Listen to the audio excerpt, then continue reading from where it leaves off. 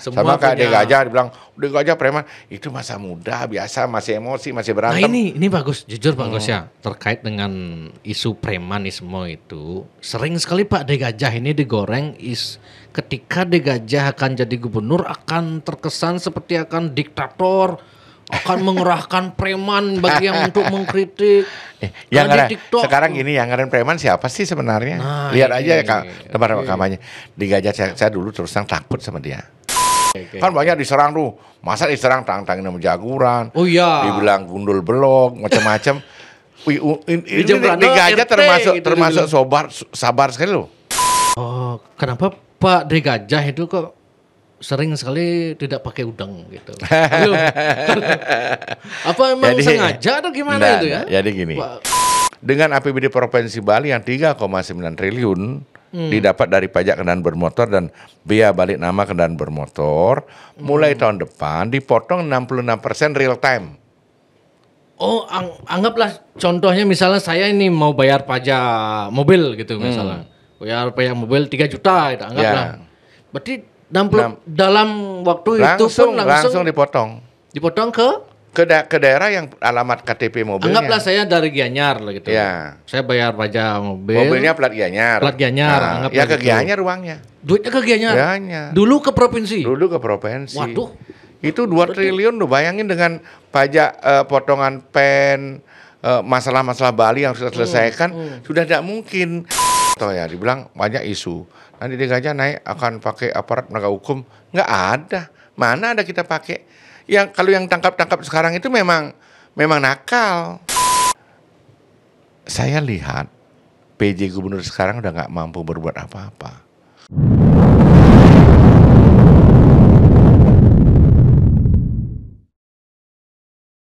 Om Swastiastu. Apa kabar Bapak Putu Agus Suratnyana? Kabar capek? Capek nggak ya? Menang atau kalah ini Pak Gus? Saya enggak mau bicara masalah pemilihan ya. Karena emang sudah masa tenang, nggak boleh. Mengajak, kampanye nggak boleh kan? Ya kita taat sama aturan ya. Yang boleh sambil nge-vape Pak Gus. Oh boleh. Kalau saya ngopi, saya ngopi. Ini ada sponsor dikit soalnya Pak Gus dari Antisara Vape. Ini satu-satunya vape yang buka 24 jam di Bali. Ini vape ini nggak berbahaya nggak ya? Oh enggak ya? Ini aman. Sama dengan rokok. Kalau saya bilang itu knalpot. Pak Gus kemarin Makudus. Naik motor. Itu lucu itu. Di mana? Waktu di medsos itu. Oh iya, sama De Gajah itu. Oh di rumah Pak Mangku tuh. Oh di rumah Pak Mangku tuh. Iya. Dia pengen saya mau bonceng sama Beli Agus. Dia berani naik motor, maunya saya standingin maunya. Dia marah, Beli jangan di standingin, maunya saya wheelie, mau saya angkat. Standing terus bisi ulung deh. Ulung enggak. Saya itu penggemar motor. Oh bagus. Jadi ya hobi berat sama motor. Ya. Saya penggemar motor.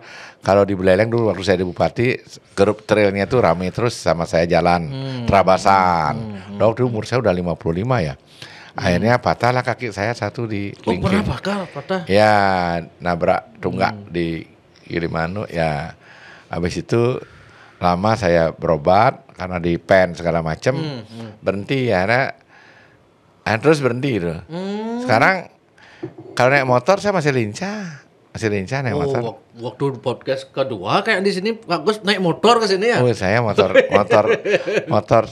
pokoknya senang saya mau motor itu dari muda itu.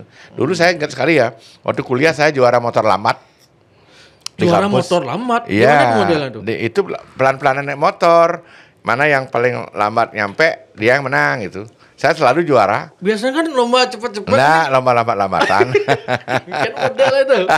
Karena yang paling lambat dia yang menang. Kalah di lomba 3 tahun berikutnya itu karena ditutup ininya, minyaknya ditutup. Minyak ditutup, makanya kalah saya.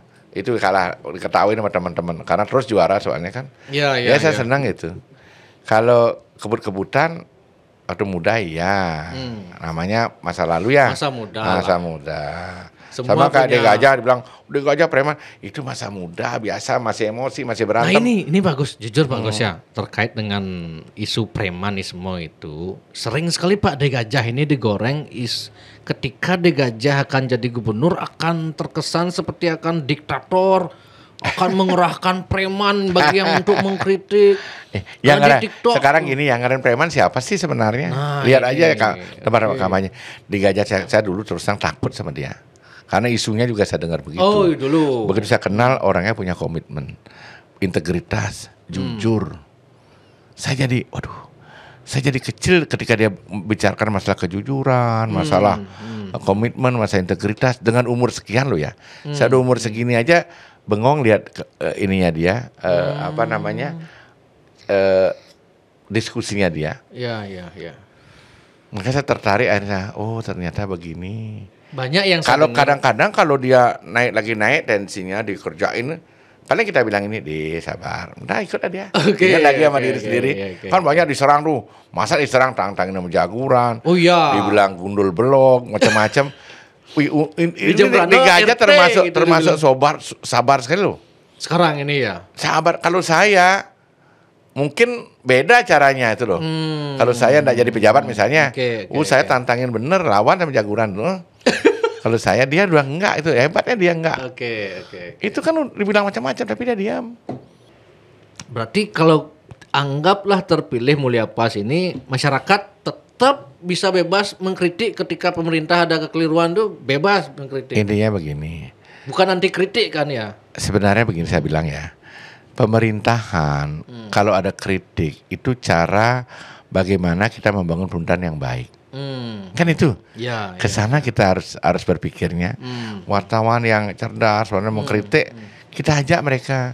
Tapi asal tidak ngawur. Oh tidak nyerang pribadi Ya, atau jangan apa? ngawur. Apa sih masalah kebijakannya yang kita kritik? Bila perlu kita undang. Apa sih solusinya? Kan sudah ada kita istilahnya membangun dengan bersama-sama.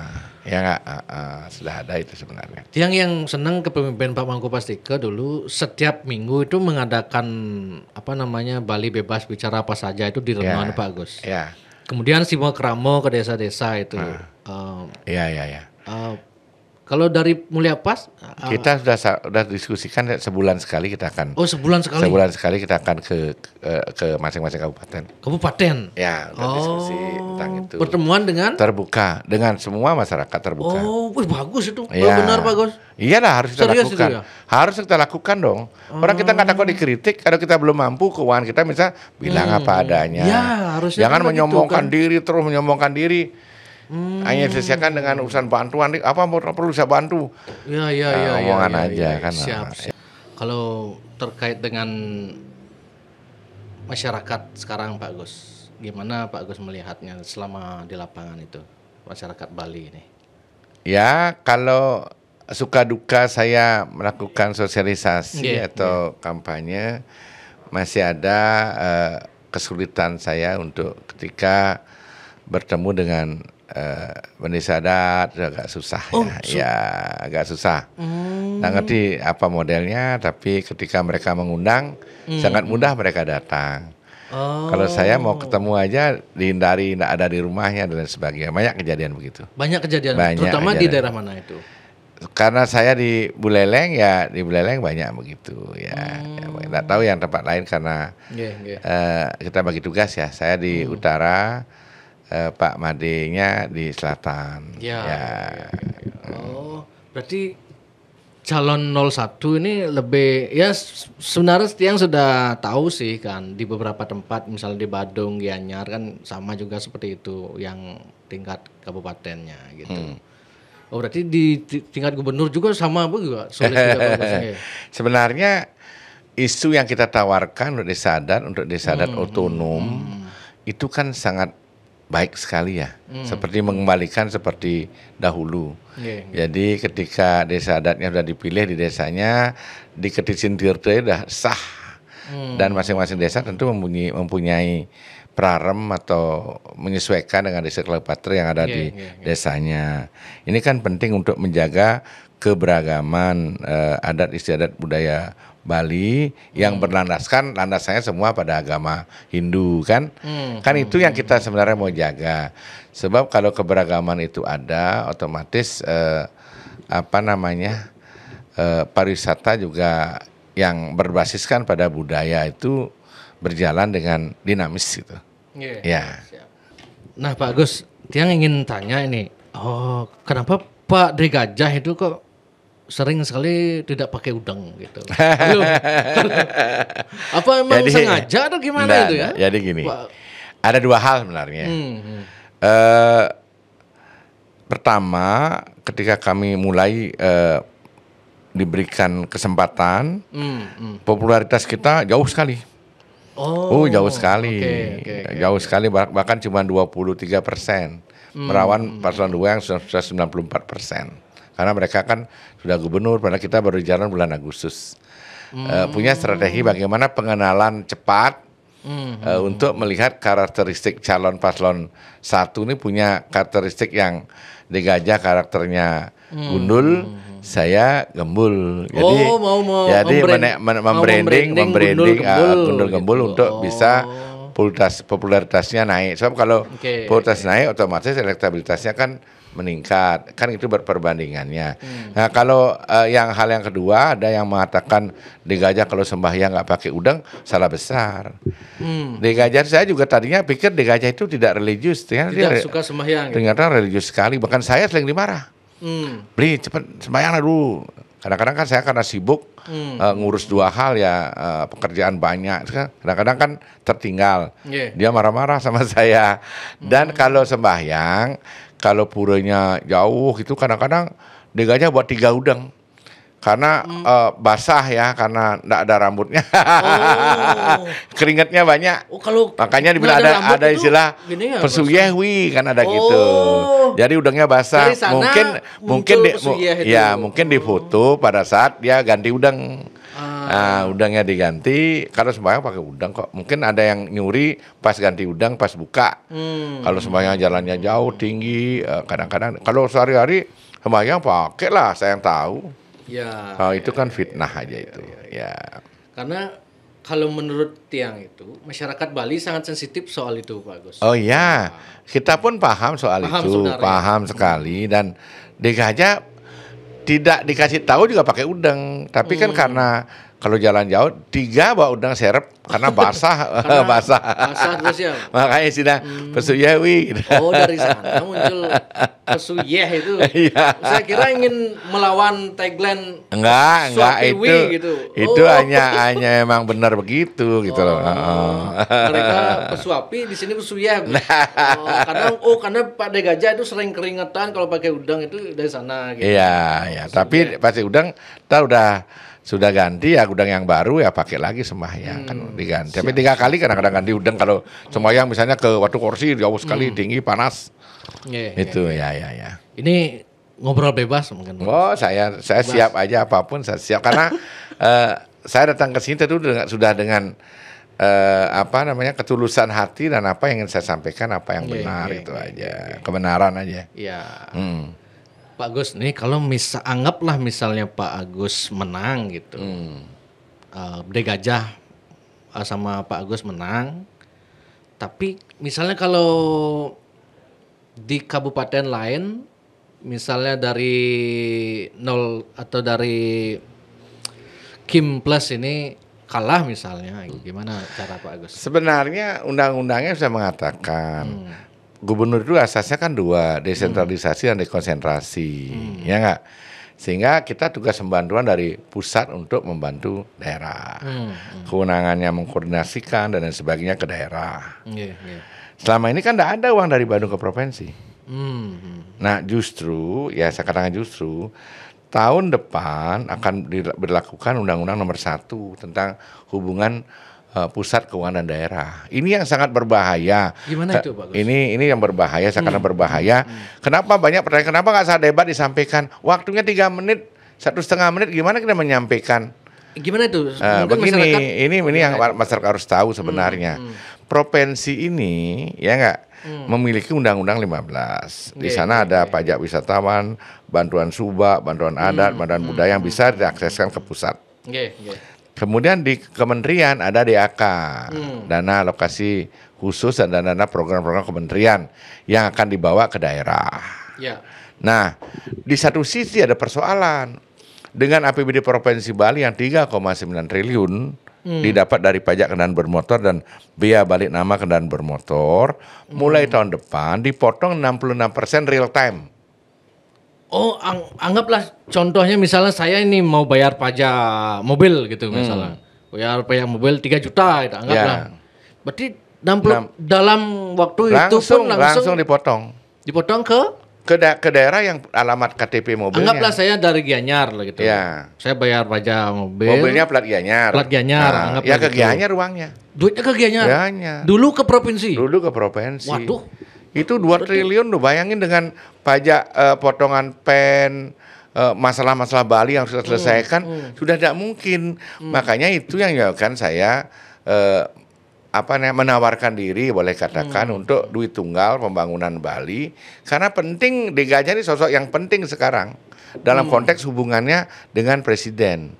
Nah contoh ya, kalau kita mau optimalkan pendapatan kita di pajak wisatawan misalnya, tapi kita tidak selesaikan persoalan Bali, misalnya kemacetan, sampah dan lain sebagainya, itu saya katakan masalah kenakalan wisatawan dan lain sebagainya, sehingga masalah quality tourism makin menjauh.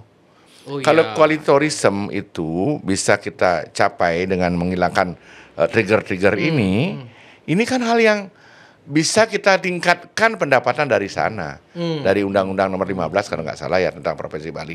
Ya nggak salah, saya nggak ahli hukum ya, nggak begitu hafal undang-undang. Tapi ada keluhnya dalam undang-undangnya kan saya sudah pelajari juga.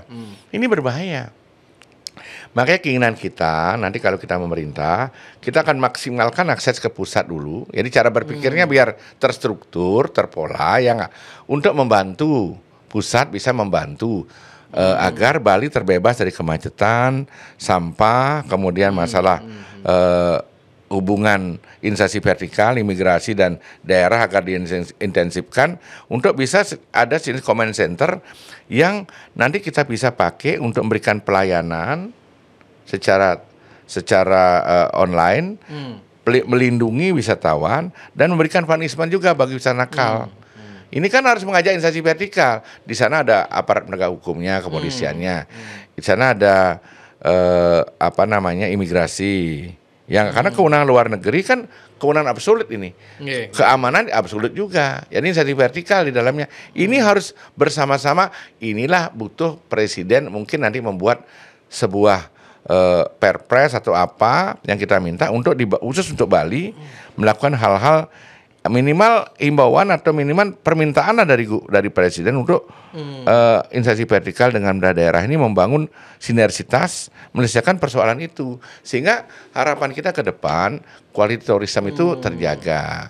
Dan ingat loh, membangun pariwisata Bali, saya pebisnis loh ya, kita udah berlandaskan pada budaya dan lingkungan, adat istiadat budaya lingkungan berbasis agama Hindu, bahkan Trihita Karana. Kemudian sekarang kita membangun artificial tourism seperti Turiapada. Kan nggak nyambung.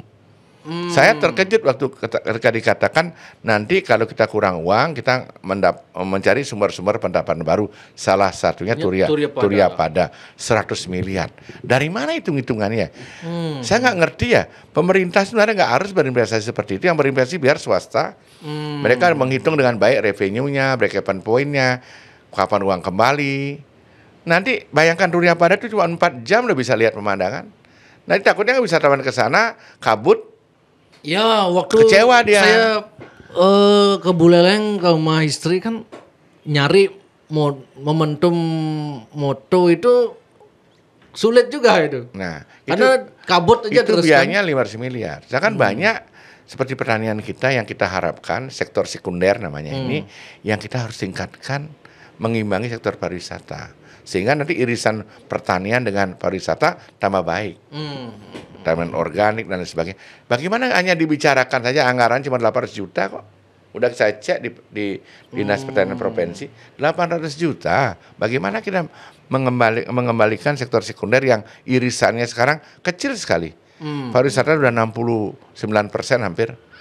Sekunder dan primernya ini sekunder dan sektor sekunder pertanian ini udah kecil sekali. Primernya UKM dan segala macam yang kita harapkan hasil dari pariwisata bisa diolah di irisan ini kecil sekali. Lebih banyak ke sektor jasa pariwisata semua 69% dan berbahaya. Tapi selalu dibicarakan tidak diselesaikan, malah menambah destinasi. Contoh PKB misalnya.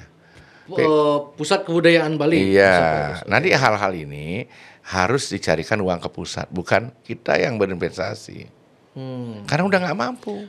Anggaplah misalnya Pak Agus terpilih, PKB ini akan diapakan Pak Agus? Dilanjutkan, harus pemerintah investasi. Kalau ngalin investor, investor kan menghitung satu legalitasnya udah benar nggak? Mungkin ada tanah yang belum beres dan lain sebagainya. Kalau belum beres nggak mau dia. Kedua masalah mitigasi bencana. Mereka kan menghitung. Karena itu jalur gini lah. Iya, mereka menghitung revenue-nya, break-even point-nya. Tapi kalau pemerintah yang berinvestasi, kita bicara pada substansi idealisme awal untuk menjadikan itu pusat budaya. Tapi nanti pasti direview. Apa sih definisi pusat budaya itu? Ya enggak, karena kalau kita bicara di sana tempat-tempat rapat misalnya semua, berarti kan bersaing dengan hotel-hotel yang sudah memiliki convention center, memiliki area yang antara penginapan, hospitality, penginapan dan dan convention center sudah terintegrasi betul, mereka nyaman, keamanan terjaga, terblok kayak Nusa Dua misalnya, kan menyaingi, kan nggak mungkin dibawa ke sana. Maka logika inilah kita harus pahami bersama. Jangan hanya mau seolah meninggalkan legasi yang besar, sedangkan yang lain keteteran. Boleh ditanyakan sekarang ke provinsi, ya nggak? Mereka mendapatkan anggaran kecil-kecil sekali, yang kita bisa untuk mendrive. Jalan-jalan provinsi banyak tidak bisa diselesaikan. Kayak ngongek-ngongekan ini pencet sini, Dini.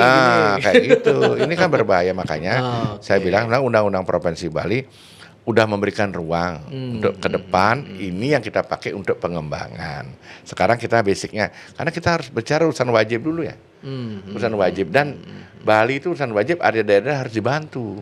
Jangan lihat Badung aja, kan Kodia dan Gianyar. Ada Karangasem, ada Buleleng, ada Negara, ada Bangli, yang PAD-nya masih kecil.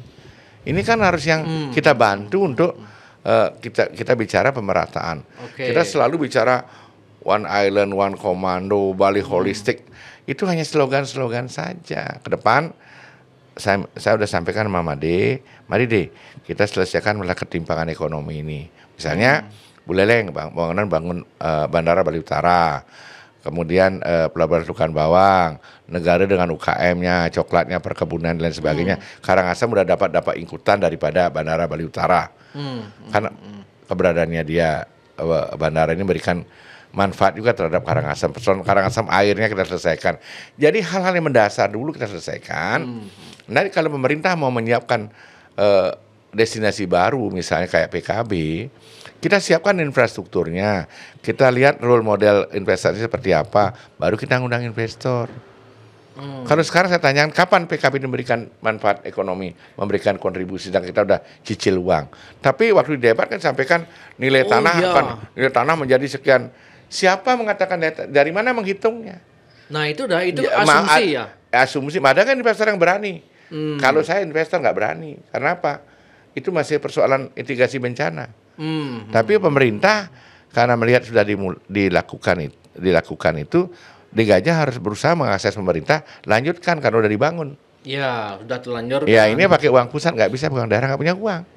Yang diselesaikan daerah, underpass, misalnya tempat selesaikan ini. Kalau nggak punya uang, kita akses ke pusat. Ya nggak? Kalau hal yang dibangun waktu ini kayak kawasan ekonomi khusus Sanur, Besaket, shortcut semua itu kan APBN.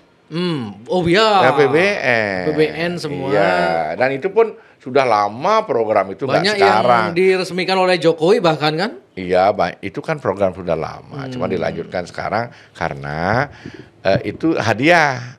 Jokowi menang 92%. Sekarang Prabowo juga sudah menyampaikan kepeduliannya dengan dia bisa menang di Bali. Kan udah sampaikan sama aja. Ya, Ini kita manfaatkan betul lah. Tolong teman-teman di wilayah ini kita berbicara rasional. Nggak usah kita bicara saling menjelekkan. Ya saya dijelekkan gimana? Saya diam aja. Ya, Saya nggak pernah menjawab. Di Buleleng itu. Tapi kalau mau saya jawab, misalnya soal apa dibilang korupsi sana. Oh ya, yang isu yang paling sering terus digoreng terkait dengan Pak Agus itu kan soal Batu Ampar itu Pak Agus. Ini merampas tanah warga 55 kakak gitu. Siapa yang merampas? Terus Pak Agus kan udah sering jelasin. Sudah saya sering jelaskan, itu tanah pemerintah, dikembalikan ke pemerintah. Yang ngerampas itu siapa, itu mungkin yang mau jual ya. Dan orang ini udah kena hukuman. Sudah diputusan di pengadilan negeri, kena 10 bulan. Dan itu saya laporkan setelah saya berhenti jadi bupati. Saya nggak mau dengan kekuasaan saya melaporkan rakyat saya. Ya. Setelah selesai di bupati kan terus masih cuap-cuap, saya laporkan kena 10 bulan. Bulan tinggi kena juga seperti itu. Sekarang kenapa belum dihukum? Karena masih nunggu putusan Mahkamah Agung. Mahkamah Agung itu. Jadi seperti itu. Jadi saya selesaikan masalah-masalah, misalnya ada isu katanya Pak Agus. Isu gimana? KIS. KIS-nya kan Benar Buleleng udah jawab, nggak ada persoalan itu. Itu kan isu. Benar Buleleng kan udah menjawab. Sudah dijawab ya? Sudah dijawab di podcastnya Nuansa Giri kan. Oke. Kemudian apa lagi Pak Puspake? Saya nggak tahu urusan itu. Oh ya, itu berita lama Iya, itu digoreng lagi. Yang ini kan sudah putus, sudah ada pemeriksaan, ada BAP. Nama saya satu titik pun tidak ada yang disentuh kok. Memang tidak, itu saya nggak tahu urusan itu. Urusan pribadi mereka. Nah, saya pokoknya ya cari-cari lah biasa. Lawan politik kan harus mencari-cari gitu. Pak Agus, Adi Bupati, bangun hotel. Ya apa urusannya, perusahaan saya emang dari dulu punya hotel kok. Perusahaan saya kan besar. Mereka kan ingin pengembangan investasi juga untuk karyawan. Buktinya saya bisa nampung kerja banyak, ribuan orang bisa bekerja di tempat saya. Apa urusannya? Seandainya saya mengambil uang pemerintah pakai berbisnis baru salah gitu ya. Ini kan perusahaan profesional dong. Saya punya staff, saya punya ini. Makanya ini lucu-lucu orang goreng-goreng ini. Saya malah bingung kalau yang lain nanti nggak terpilih, ngapain itu? Mungkin nggak punya kerjaan kali ya. Kalau saya tetap kerjaannya Oh banyak. iya, Pak Agus sudah sampaikan kalau Pak Agus kalah, kalau andainya Pak Agus kalah, Pak Agus tetap punya usaha gitu. Iya, yang penting bagi saya, mari jaga kedamaian Bali. Saya sama Degajah sering diskusi. Degajah juga menyampaikan, yuk beliau jangan pakai buzzer, jangan pakai menjelek-jelekkan. Tapi kadang-kadang kan di wilayah bawah ini yang ribut kan. Ya, tapi ada juga yang memelihara ternak buzzer, ada juga kan. Kan gampang ngeceknya. Cek followersnya nggak ada, ternak buzzer. Betul. Jadi udahlah, kasihan Bali ini. Aduh, udah susah. Sekarang jadi 15 destinasi yang tidak layak dikunjungi. Ini kan persoalan ya. Persoalannya kemacetan. Nah ini terakhir ada berita situs Fodors itu Pak Agus, yang Bali peringkat 1 daerah yang tidak disarankan dikunjungi tahun 2025. Itu apa isu yang paling krusial di sana diangkat kan overtourism, sampah, macet gitu. Nanti ya, gimana? Overtourism ini kan terkooptasi di Bali Selatan ya, aja. kalau ada Bandara Bali Utara, mudah-mudahan bisa disebarkan. Triggernya kan berat. Aksesibilitas dari utara ke selatan pakai MRT paling bagus, dengan tidak ada dampak ikutan jalan itu dengan pembangunan. Kalau MRT kan, nah, ini dikonekkan, dan di utara punya destinasi yang luar biasa juga. Apa itu misalnya? Banyak kan, ada snorkel di Panjangan, air panas, air terjun, ya lahan pertanian. Makanya saya sampaikan kalau Pak Sugawe, kalau Pak Sugawe menang, saya menang, tolong yang pertama digarap adalah rencana detail tata ruang kawasan. Belum ada juga di sana Pak Gus? Ada baru 2, kan seluruh kecamatan belum ada. Kalau seluruh kecamatan kawasan ini udah lebih detail lagi, mana yang daerah untuk pertaniannya, mana lahan sawah yang dilindungi, mana yang boleh dibangun, modelnya seperti apa. Saya bilang harus different, tourism is different, harus berbeda. Mungkin di Buleleng yang sifatnya community based tourism dikembangkan lebih banyak. Community based tourism ini contoh ya. Ini saya berpikir begini loh. Ini kan masalah top mind namanya ya. Cara berpikir melihat top mind. Ketika tamu datang tanya, nggak ada ngomong Buleleng Singaraja, ngomongnya Ubud. Ubud, kemudian Kute, Canggu dan lain sebagainya. Karena alam pikirnya sama kayak kita beli mie ya ke toko, top mind kita Indomie, beli Indomie. Beli air aqua. Nah, nanti beli motor Honda gitu. Nanti kalau udah ada bandara dengan adanya pelabuhan, destinasinya berkembang, ini akan jadi isu brandingnya dibagusin sehingga masuk di top mind. Mereka datang, oh saya mau ke Buleleng. Nyari ini. Ya, di otaknya sudah ada itu namanya top mind. Jadi ada branding. Karena ada yang berberep ini begini, kalau pada bandara Bali Utara kan mereka tetap ujung-ujungnya akan ke Bali Selatan untuk liburan gitu. Kok yakin? Oh, karena dianggap Buleleng tidak ada destinasi yang menarik gitu. Tourism is different. Saya bilang ya, kalau di selatan, kalau di selatan misalnya surfing, di utara tuh bisa nanam kapal 5 biji aja, tenggelamin atau 10 biji tenggelamin, minta ke Kementerian Pertahanan kapal-kapal rusak, tenggelamin 10 tahun, 5 tahun 10 ke depan jadi pusat snorkel sama diving di Bali. Jadi orang datang kan, oh saya mau snorkel, ada pilihan. Ya different choice. Ya ada pilihan kan. Saya pilih yang berbeda. Saya big wave for surfing, saya mau sekarang cari tempat untuk snorkel. Kan gitu ya. Untuk snorkel sama diving. Kan beda. Saya lihat Niagara gunungnya di Buleleng dari ujung barat sampai timur Niagara gunung. Di sini kan ada di bukit aja. Di sana penuh Niagara gunungnya. Ini kan yang belum tergali karena setelah trigger sama top mind tourism itu belum nyampe karena brandingnya belum bagus. Tuh, saya bilang Pak Sugao udah bilang, ya Pak Agus ini bagus, kita harus bersama-sama gitu. Ya. Berarti karena itu dah yang menjadi kekhawatiran sebagian masyarakat, artinya karena Bandara Buleleng nanti infrastrukturnya bagaimana, sementara ada berita Prabowo katanya menstop anggaran infrastruktur itu Pak Gus. Gimana itu kira-kira? Bukan stop sih, mengerem atau gimana Pak? Saya nggak bisa berita, saya dengar komitmennya langsung dari Pak Presiden. Komitmen Pak Presiden itu Pak Gus ya? Untuk bangun bandara. Ya. Nah, dan komitmennya Pak Presiden untuk bantu Bali sama di Gajah. Yang penting jangan korupsi. Kan itu selalu disampaikan sama sama di Gajah. Jadi faktor di Gajah itu sebenarnya itu memberikan peluang untuk pengembangan Bali asal berdasarkan skala prioritas dan urusan-urusan wajib dulu. Yang investasi nanti. Ya. Apa dampaknya terhadap Bali gitu? Kan kita tahu kalau bahasa politiknya kan beda jalur. Sehingga akan menurut Pak Mangku Pasiko program Prabowo di Bali akan dijegal gitu. Ya begini. Gimana itu Pak Gus? Bahasa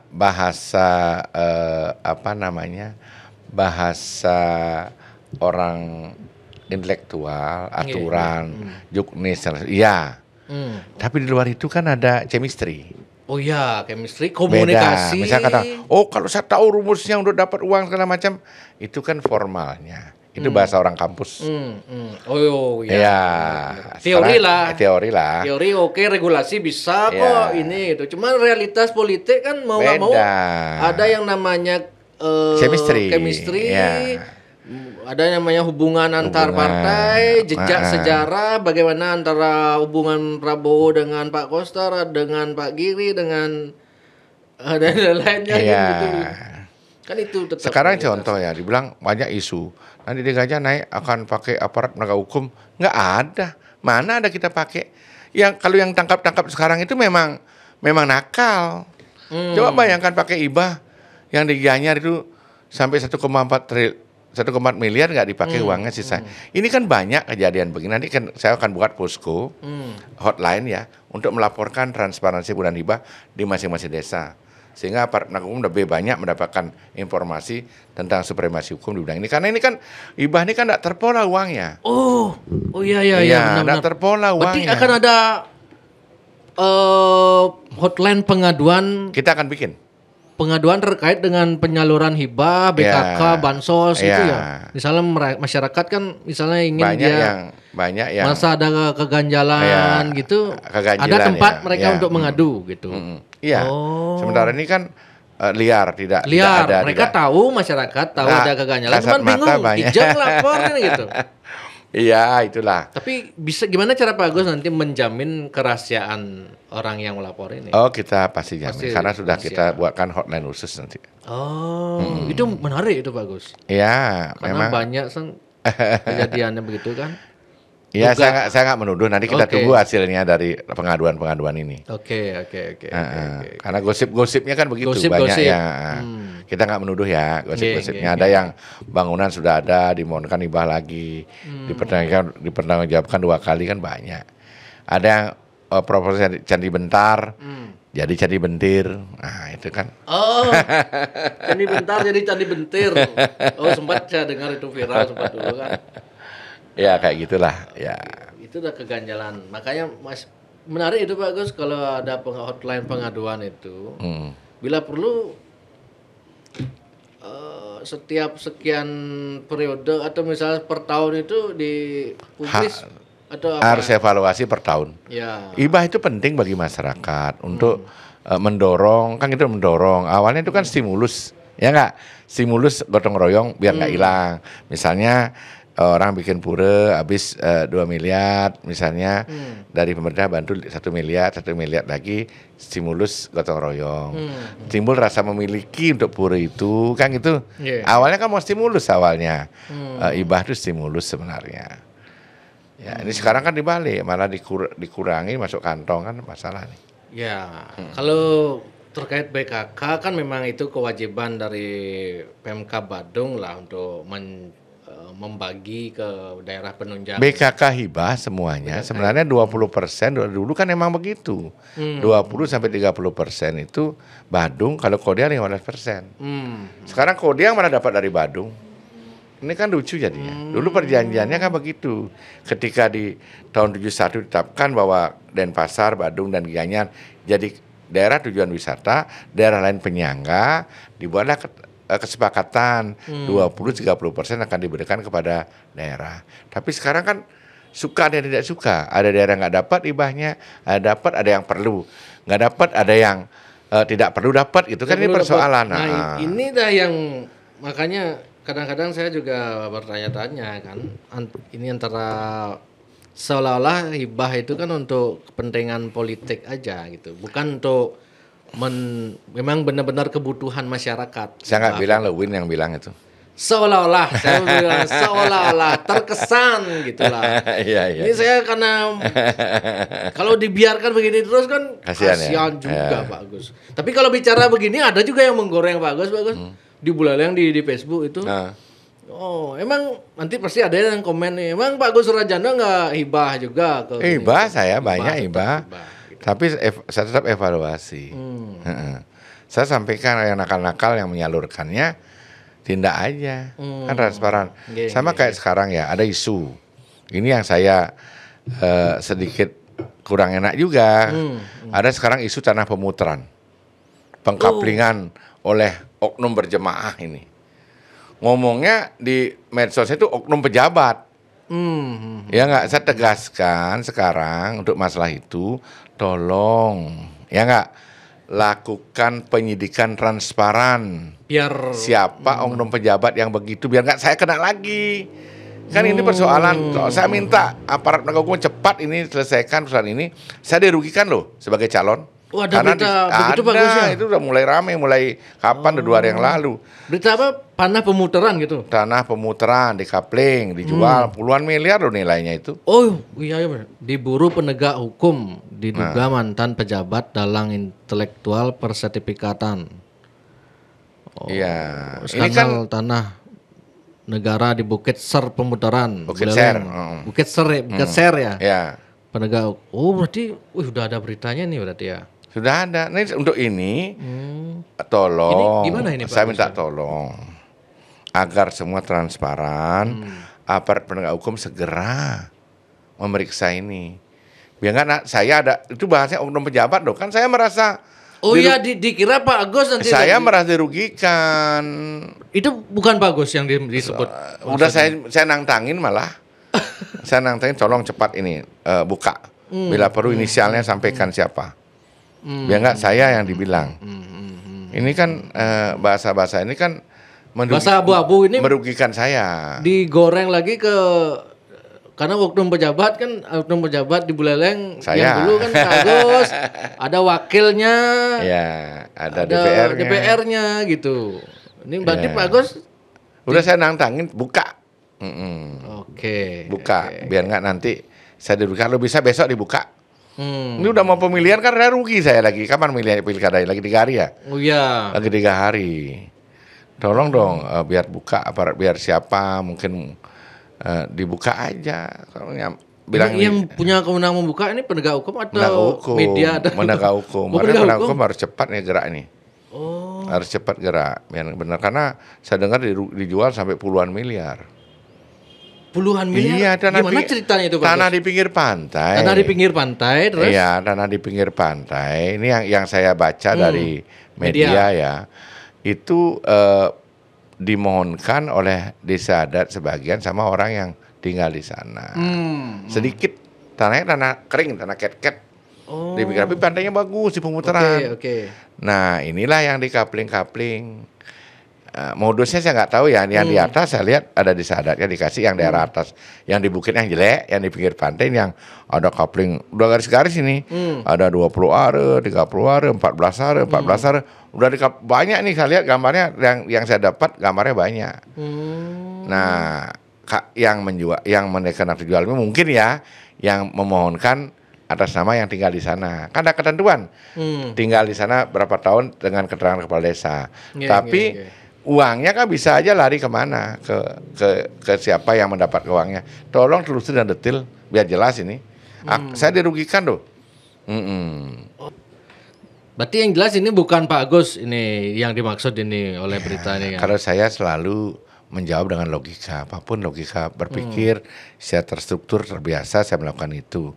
Kalau saya sampai nantangin begitu artinya apa itu? Oke, siap Pak Agus.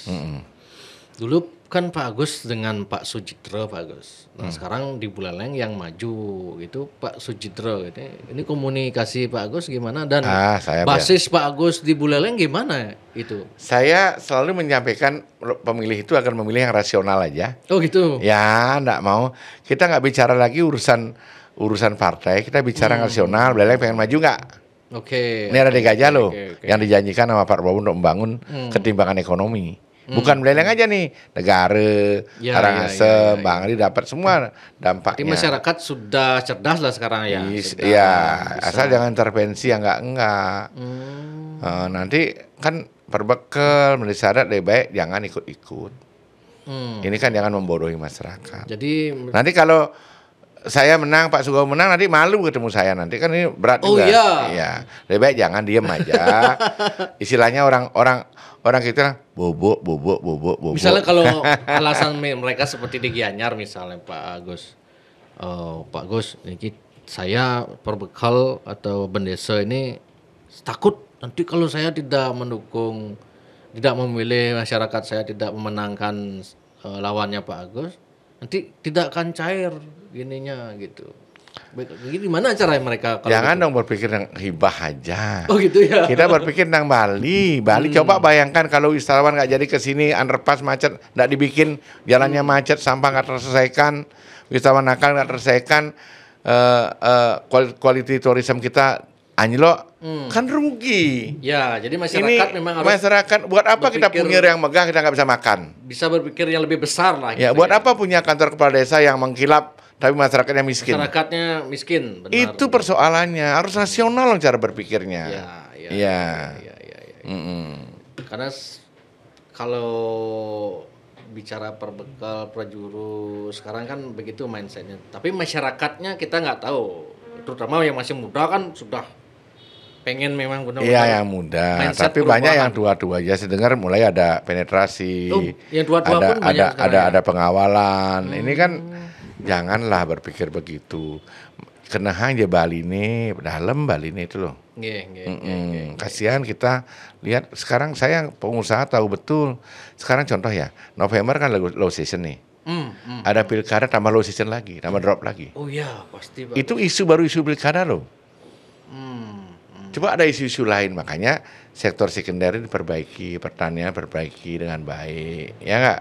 Biar ada, kemudian kalau nggak sektor primernya, UKM-nya, untuk teman-teman Denpasar, Kodia kan mulai bisa menjual, membuat model-model produk yang bisa kita jual ke daerah lain, bukan di Bali saja. Kemarin saya dimarah sama anak saya. Anak saya kan sekolah bisnis lah ya. Pak, jangan lagi bikin hotel, Pak. Bikin produk yang bisa Papa jual ke daerah lain untuk menjaga kelangsungan usaha. Saya pikir-pikir malamnya. Misalnya produk apa itu? Ya benar ya, bisa UKM kita kan. Misalnya kopi Bali yang kualitasnya mantap, bagus. Diterima di pasar-pasar Jakarta, luar negeri dan sebagainya. Contoh aja, minuman misalnya. Ya enggak? Kemudian mungkin olahan-olahan hasil pertanian. Nah, kita lagi studi sekarang. Anak saya ngomong itu 2 hari yang lalu malam. Sekarang kita diskusi di perusahaan apa sih yang kita bisa bikin. Kan gitu ya. Itu sektor primernya, turunan daripada hilirisasi sektor sekundernya. Ya kalau saya di podcast kelihatan bodoh karena saya orangnya nggak suka berdebat. Maksudnya bukan di podcast, di debat. Debat KPU. Ya karena saya kadang-kadang waktu nonton debat tuh, nih Pak Agus kenapa nih kok kayak kelihatan orang yang begini. Gini gitu. Pertama. Tapi di podcast beda Pak Agus gitu. Secara aturan, ya nggak. Secara etika, Pak Made Mulyana ada gubernur. Saya nggak akan mau nyalip gubernur. Oke. Kedua, saya udah umur, udah 60 lebih, nggak suka debat lagi saya. Dulu saya suka debat, ngotot, sekarang udah nggak. Beda sekali.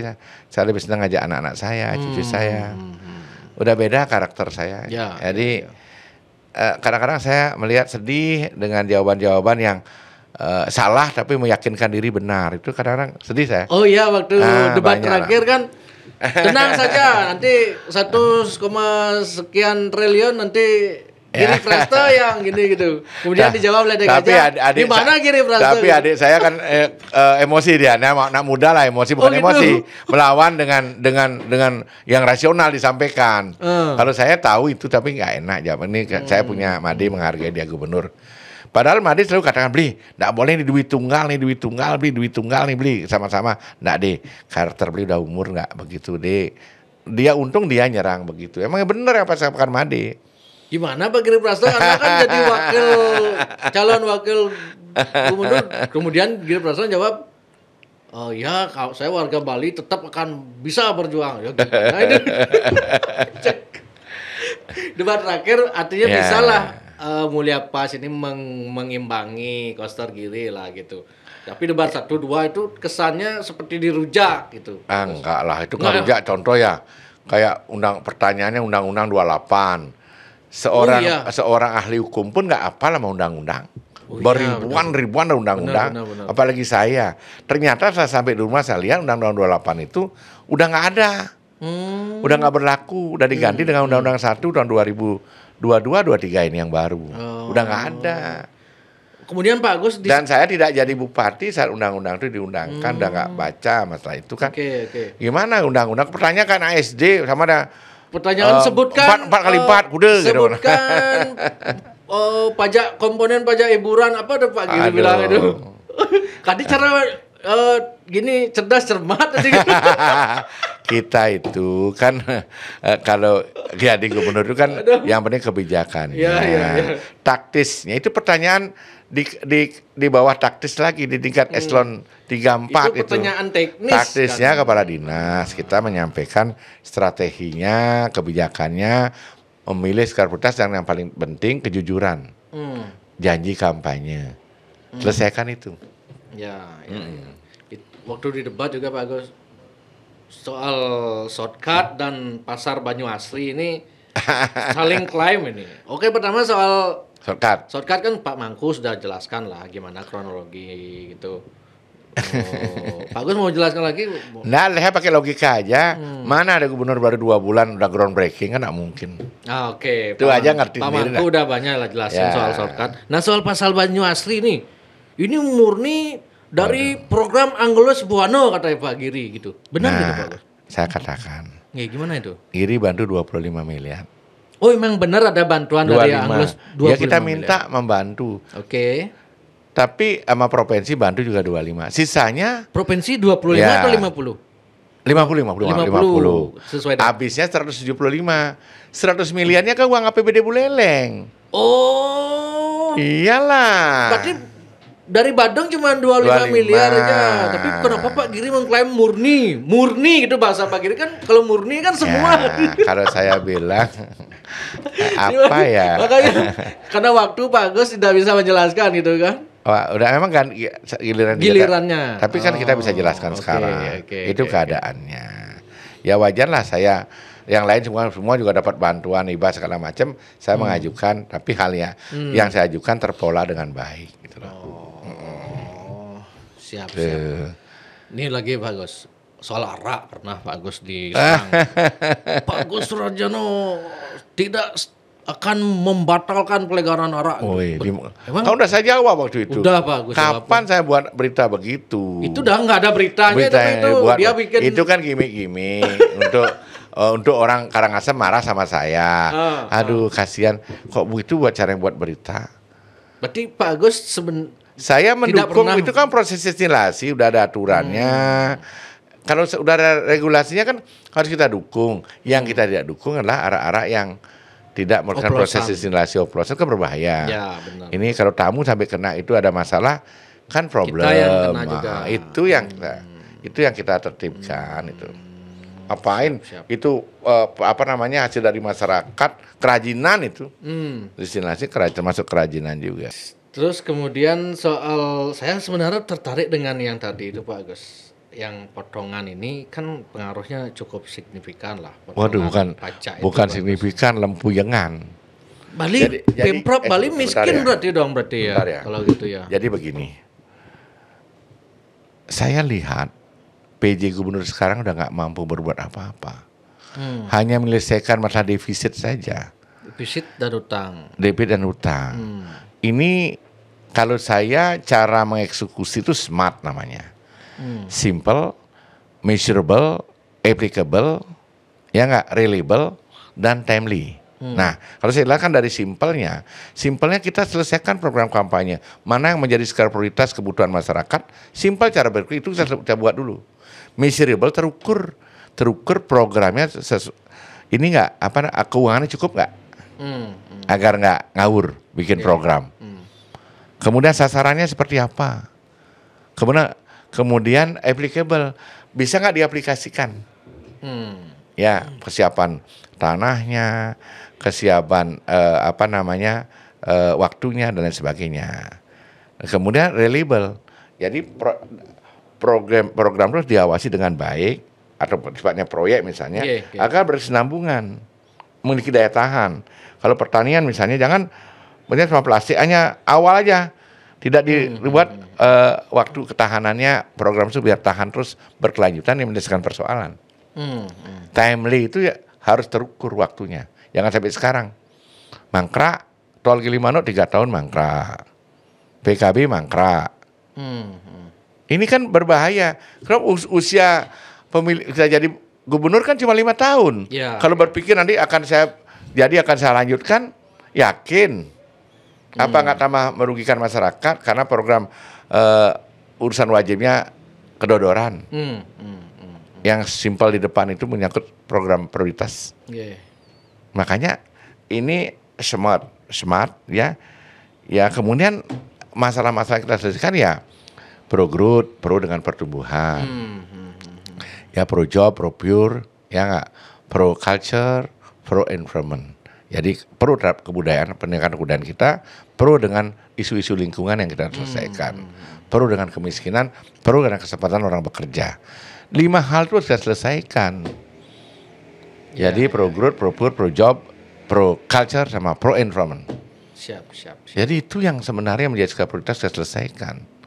Biar nggak terus nanti diawang-awang terus hanya ingin meningkatkan legacy yang seolah wah gitu loh. Padahal nggak wah gitu loh. Saya punya contoh ya. Saya pribadi saya bangun hotel. Lingkungan saya jaga betul. Saya tanam pohon besar untuk dihutankan kembali. Justru karena environment-nya, revenue-nya jadi besar. Sehingga mereka pun punya pendek. Harusnya hotel 10 tahun bisa jadi 7 tahun. Keuntungan di sana. Jadi environment itu memberikan value yang luar biasa. Oke. Iya, jadi biar nggak salah kita. Culture memberikan value yang luar biasa. Biar sadar kita gitu loh. Pertumbuhan penting untuk mendapatkan tenaga kerja. Bagaimana caranya? Menyediakan ketimbangan investasi. Jangan sampai terkooptasi. Terjadi overtourism kayak sekarang.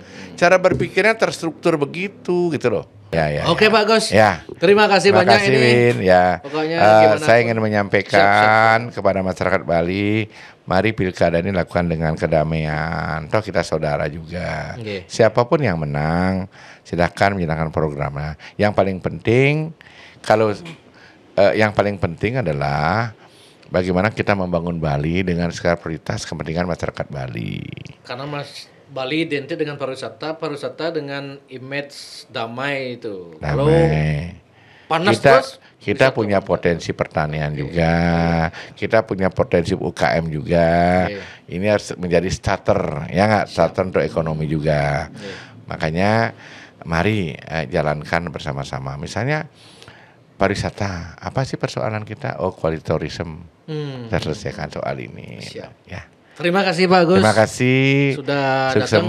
Pemirsa Karena sebenarnya dia bingung Pak Gus, karena dari tiang sebenarnya sudah ngundang kan dari paslon 2, cuman nggak ada datang, tetap yang datang 01. Jadi gimana caranya gitu? Ya saya kadang-kadang berpikir begini, saya takut sebenarnya podcastnya Win dibilang memihak 01 kan. Padahal Win saya sudah ngundang loh Pak Koster, sudah saya undang sebelum acara Pak ini saya sudah undang paslon 02 semua saya sudah undang. Sebelum acara ini kan bilang materi apa Win? Mengalir aja Pak Gus selalu bilang gitu. Ya saya datang memang tanpa persiapan apa, memang mengalir emang. Kita kan ngalir kan. Nggak ada yang ditutupi. Dan misalnya ada kan misalnya mau podcast pertanyaan dikirim dulu. Oh iya harus gitu. Oh kalau saya nggak ada itu. Kalau saya nggak mau begitu. Lebih baik kita mengalir aja. Sekian kali podcast tidak pernah ada nyiapin pertanyaan dulu. Nggak mau emang. Bebas semua. Nggak mau saya. Biar benar-benar fair kita jawabnya. Betul. Orang mengatakan kebenaran pasti dari air mukanya. Siap. Ya nggak? Kita udah biasa dengan Trikaya Parisude kan? Pikirannya, perkataannya, hatinya biar sama semua. Terima kasih. Bagus. Terima kasih banyak. Semoga Dumugi sami rahayu, dumugi sami rahayu. Sarang sami. Sukses bagus kita tutup. Santi.